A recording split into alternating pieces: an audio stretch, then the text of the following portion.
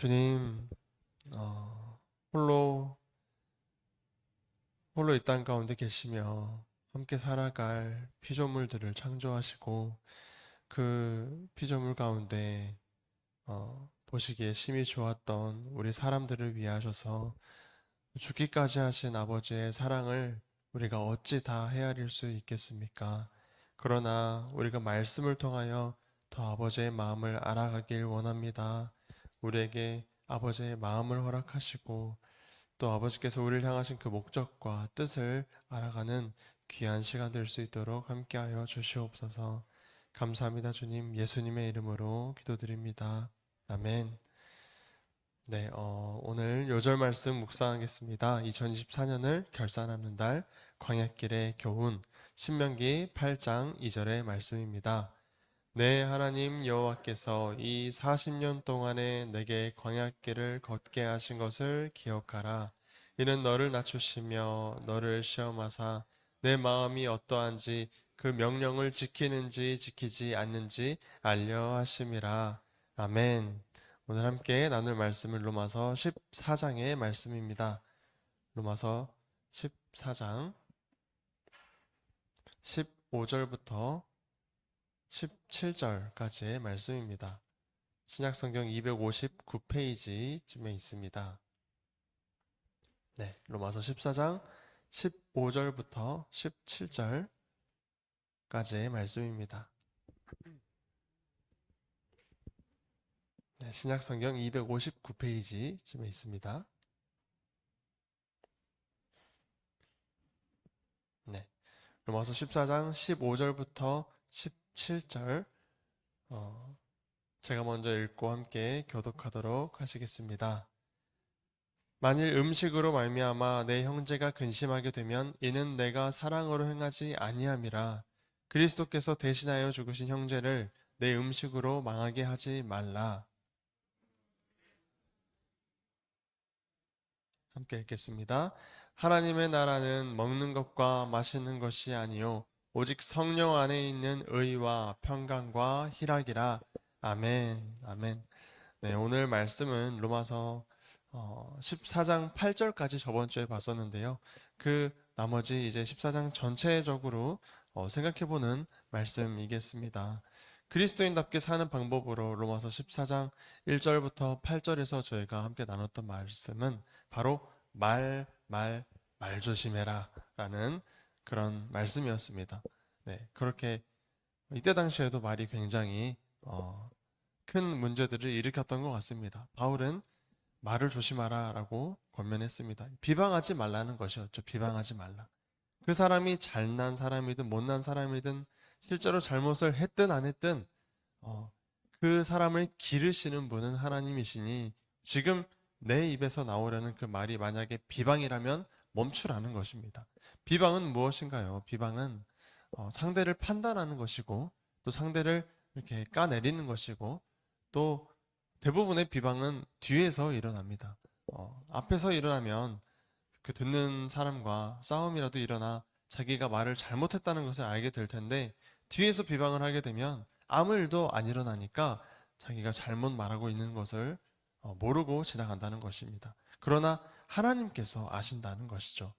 로마서 14장 10절을 잠깐 보시면 내가 어찌하여 내 형제를 비판하느냐 어찌하여 내 형제를 업신여기느냐 우리가 다 하나님의 심판대 앞에 서리라 라고 말합니다.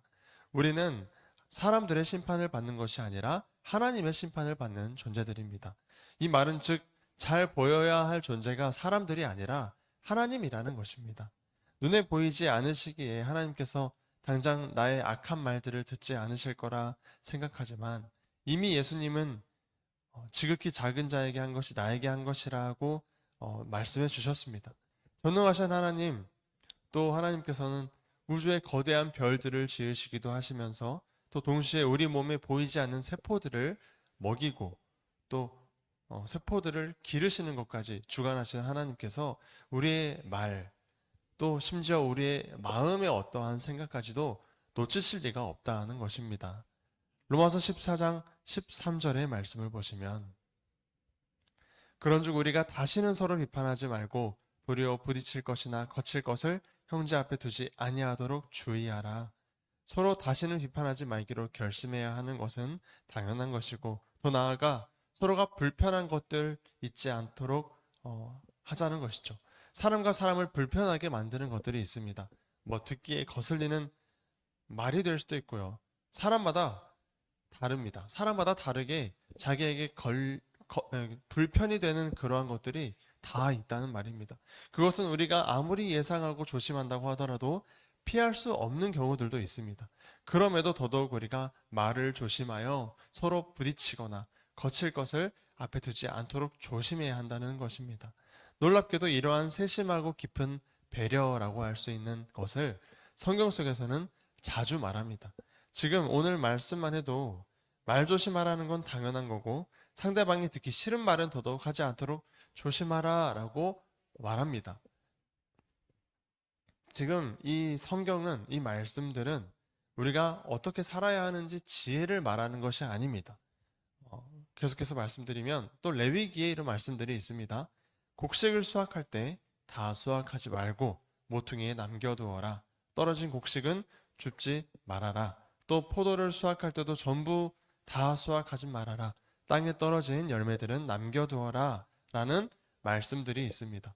그 이유는 가난한 자들이 와서 자기 먹을 것을 가져가도록 하기 위함입니다.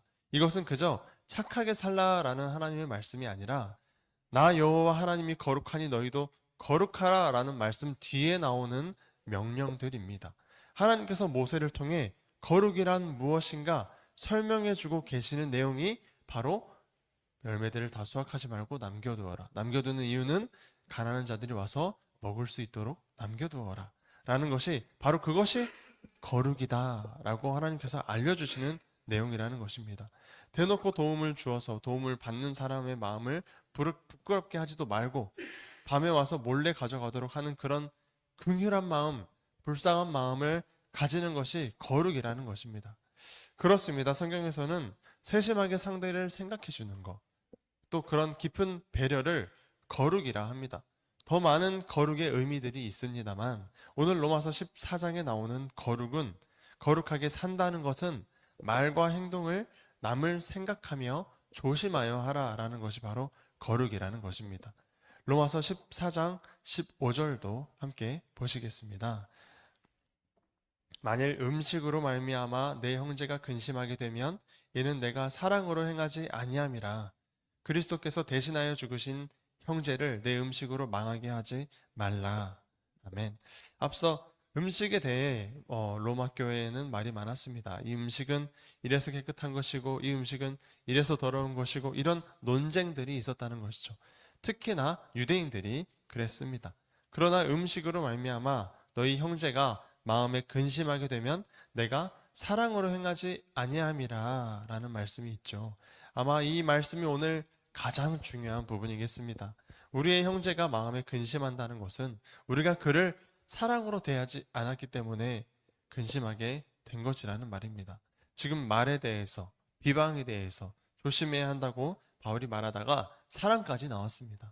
전부 같은 말을 사실 반복하여 이해하기 쉽도록 강조하고 있는 것입니다.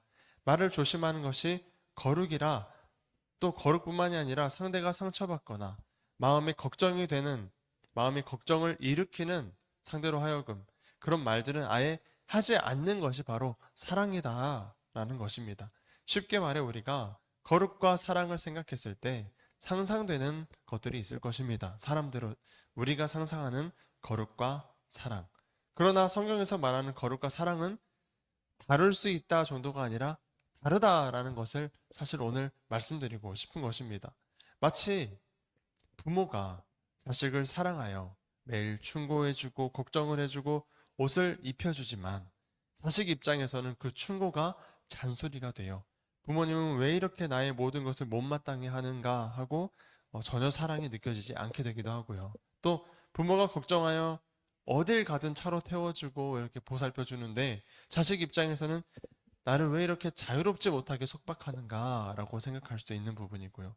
또 부모는 추울까봐 옷을 사서 입혀주는데 자식 입장에서는 친구들에게 옷이 이상하다고 놀림을 받을까봐 걱정하는, 이게 완전히 부모의 사랑과 자식이 받는 그 기분이 완전히 다른 경우가 있다는 것입니다.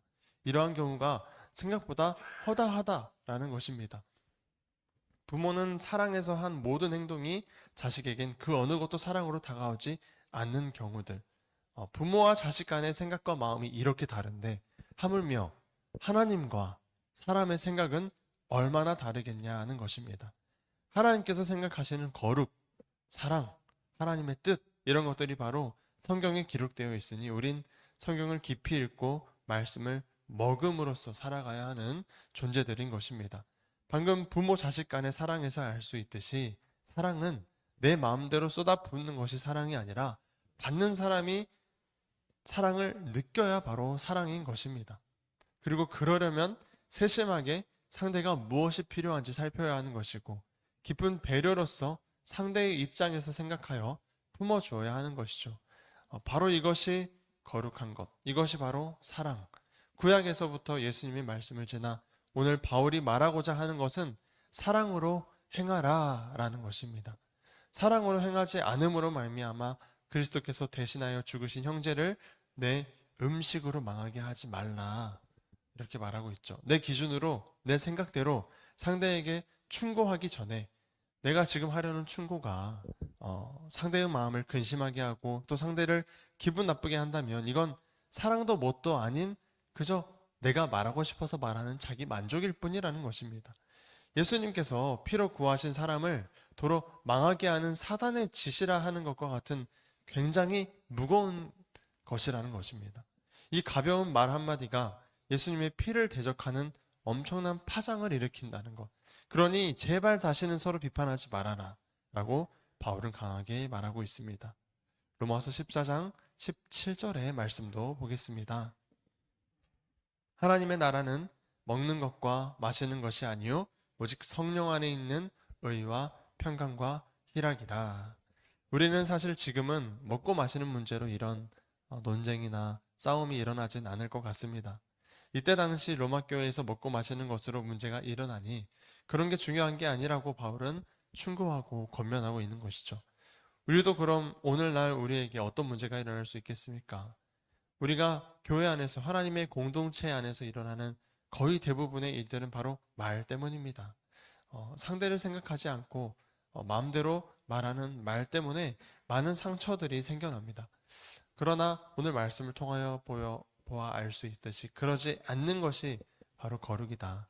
말로 상처를 주지 않는 것이 거룩이다. 그리고 그것이 바로 사랑이다. 라고 말하고 있습니다. 또 더 나아가 하나님의 나라는 어떠한 것이냐. 먹고 마시는 것이 아니요 오직 성령 안에 있는 의와 평강과 희락이라. 오직이라 말하는 것은 이거 말고 다른 모든 것은 하나님의 나라가 아니라는 것입니다. 오직이라고 말하고 있습니다. 오직 성령 안에 있는 의. 여기서 말하는 이 의는 정의롭다 할 때 그 정의와 비슷합니다. 가장 닮은 말입니다. 성령 안에서 정의롭게 행동하는 것, 성령 안에서 평강을 이루는 것, 성령 안에서 서로 사랑함으로 참된 희락, 참된 기쁨을 맛보는 것이 바로 하나님의 나라의 모습인 것입니다. 그리고 이어서 18절, 14장 18절에 보니 이로써 그리스도를 섬기는 자는 하나님을 기쁘시게 하며 사람에게도 칭찬을 받느니라. 그렇게 사는 것이 그리스도를 섬기는 자요. 하나님을 기쁘시게 하는 자이고 사람에게도 칭찬을 받게 된다는 말씀이었습니다. 말씀을 정리하겠습니다.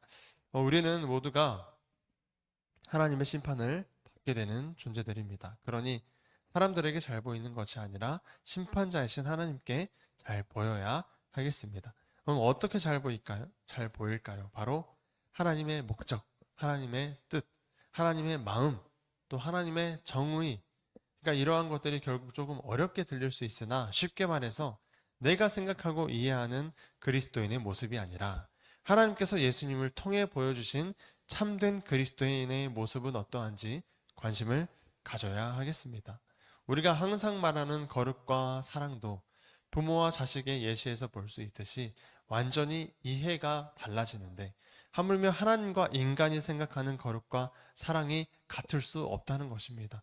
그러나 어렵지 않습니다. 예수님께서 헷갈리지 않도록 아주 명확하게 거룩은 무엇이고 사랑은 무엇인지 설명해 주셨고, 그리고 오늘 바울을 통하여 또 말씀해 주십니다. 다시는 서로 비방하지 말고 상대의 마음에 상처가 되거나 걸림이 되거나 하는 말은 하지 말아야 한다는 것. 지금 있는 공동체에서 하나님의 나라가 이루어지기 위해선 성령 안에서 정의롭게 행동하고 성령 안에서 평강을 이루고 성령 안에서 서로 사랑함으로써 참된 희락, 참된 기쁨을 맛보아 서로가 알게 되는 것이 바로 하나님의 나라가 이루어지는 것이다 라고 말하는 것이죠. 이 모든 일은 세심한 마음, 또 깊은 배려로부터 시작합니다. 우리가 하나님의 거룩을 닮아 거룩한 마음을 갖게 되길 바라고, 또 내 마음대로 하는 사랑이 아닌 하나님께서 말씀하신 대로의 사랑을 알아가게 되기를 진심으로 소망합니다. 기도하겠습니다.